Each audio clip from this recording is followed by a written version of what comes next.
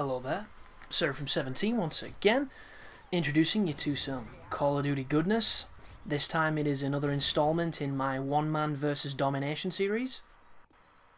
And for anybody who's not too sure what that means, basically these are games that I got in when I was going for gameplays, and then perhaps maybe halfway through or a quarter way through I realised that it wasn't going to be, you know, the higher kill game or the more entertaining gameplay.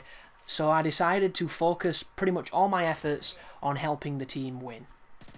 And what I mean by this is I kind of sacrifice kills for the sake of making sure we don't lose. And there's certain moments of these gameplays where it might not look like that's what I'm doing, but believe me when I say this, I was trying my best at the time, and I do get distracted often by people because I like to shoot dudes. As I go for that guy and I don't even kill one of them. Because like I say, my guns don't fire as fast as I would like sometimes, or to do as much damage as I would like.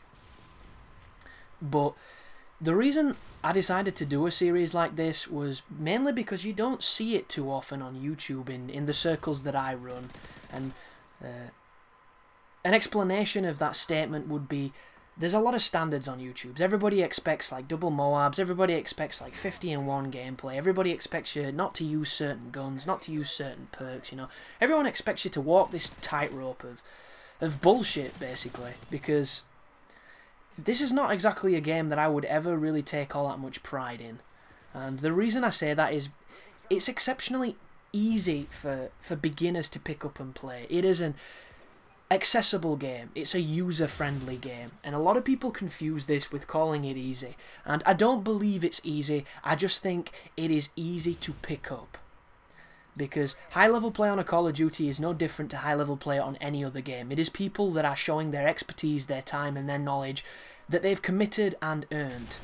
So for anybody to degrade or diminutize that by saying that anybody can do it is full of shit, because it takes time to get good at the game. But with the same logic, you could do sit-ups every day for a year and you'd get really fucking good at sit-ups. But if you stop doing them, a couple months later, you're not going to be that great at sit-ups, and when you try doing them again, you're not going to be as good as you were. And it's the same with everything. It's the same with this, it's the same with most things. And look at that shit, man. That is personification right there of, he killed me before I was even round the fucking corner, and he did it with like a single bullet. It wasn't a headshot, I don't believe. Why don't I kill people that fast?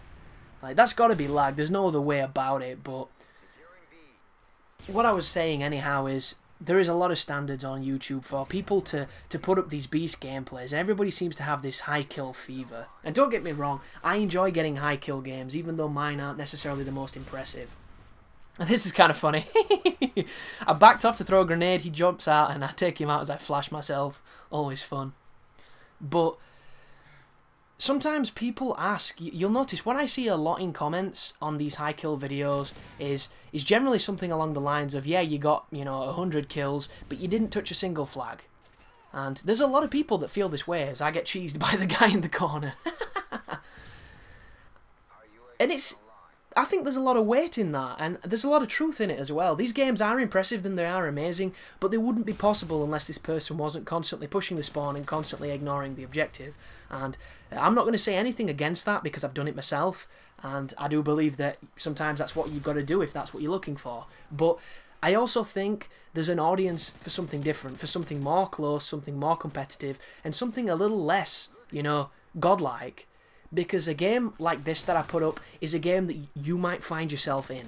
And you might have found yourself in this situation a large number of times. So you can relate to how it felt that, you know, you gritted your teeth, you worked through the deaths, you worked through the bullshit, and you got the win. I mean, right now, we are 2 caps down, we have no radar, and my team just does not seem interested in capping, except for this guy who's a legend, as we come over here and we grab C.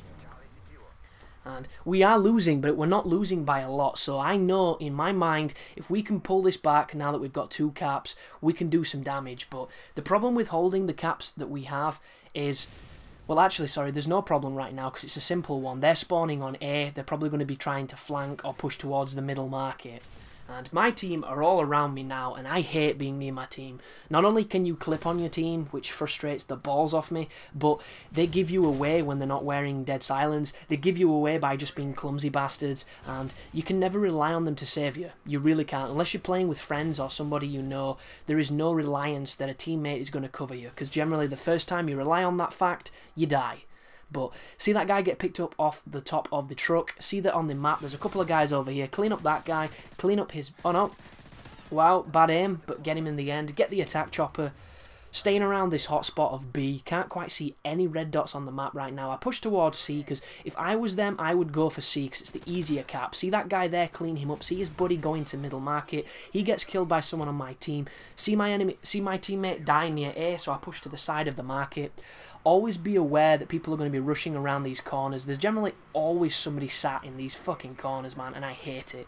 But I get the Reaper, which is a kill streak I enjoy. But I've got to be honest here, guys, I do think that it would be a much better kill streak on a different Call of Duty, because what Infinity Ward did to the air support on this game, and the way they structured the maps, is criminal to anybody that enjoyed doing something along these lines. It really is, and I don't think I'll ever forgive them for that, because a lot of what made Modern Warfare 2, the game as popular as it was the fact that when you got in the air, you could shit stomp. And I mean shit stomp. I'm talking like fucking size 15 Bigfoot feet coming down on a big Triceratops turd from Jurassic Park when they're pulling out all the fucking ivy. That is the shit stomping you could do. Just ridiculous amounts of death. And they toned it down. Like they tone everything down because people complain. Which is ironic, because a lot of the things that people complained about the most, is this guy outstrafes me with Stalker, is the stuff they keep in. It's like you don't have to watch an El Presidor video to realise that fucking Second Chance is dog shit, yet it makes it into the game. And the knife has been something highly hated for a very long time. And there's a lot of speculation right now that they're going to change it on the next one, but I don't think they will, because it's always been there, and it's a staple now, and people rely on it.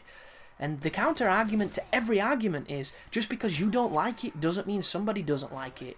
And they're not looking for one audience, they're looking for every audience, because that's how games, the demographics work these days, so you've got to bear that in mind. And it's definitely interesting, but that is one of the things I'm looking forward to most on Black Ops 2, is literally the level design. Don't get me wrong, I'm not the massive Treyarch fan that a lot of people are. I never played World at War online. I played the single player very late, quite recently actually, and I enjoyed it for what it was, because when that game came out, I was so burnt out on fucking firing bolt-action rifles and, you know, running around in beige outfits and diving in dirt that I just didn't want to play it. I was just so dead on that subject, and I didn't go near it. And a lot of people have, you know, a soft spot for that game in their heart, which I don't, so Treyarch to me have always kind of been the developer that kind of sucked, because Call of Duty 3, I don't know if you ever played that, but fuck me, man. Wow. Just wow.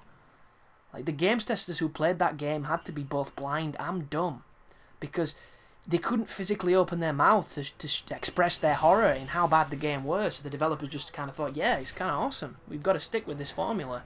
And it wasn't. It was like pouring fucking petrol in your eyes. Just dangerously bad. That game, I don't like it at all. But one thing you've got to give to Treyarch is they've really stepped up, and by Black Ops standards, they do really good maps, because I don't think, maybe there was one or two maps on Black Ops I didn't like, and the reason I didn't like them was more to do with how people played them than the map themselves, which is an extremely high compliment in my book. And I'm just looking forward to whatever air support they have, just being powerful and making you feel powerful, because the biggest thing this game did was neuter you. It really did. It just completely neutered the power of air support. And if anything, they should have patched Modern Warfare 2's air support, because this game didn't need neuting, because there's only so many levels you can actually use the air support things on. Us, I got outplayed by a guy camping up on the top bit with an ACR. No idea why my grenade didn't kill him, but that's the lack of Sandy Ravage look there when he throws the Semtex and it's perfectly placed and everybody dies. But I run back into the centre of the market once again. We've got the 2-cap here. We've pushed it pretty much back. I tried to kill the guy on B, but I get no luck. No idea where they're spawning. I'm guessing around A while that guy with the ACR was. I cruise over to the flag to see if I can get any traffic. But as would be my luck, no dice. And like I say, folks, not necessarily an impressive score, but I did feel that it was an interesting and fun little game. So thanks for watching, and you take care now.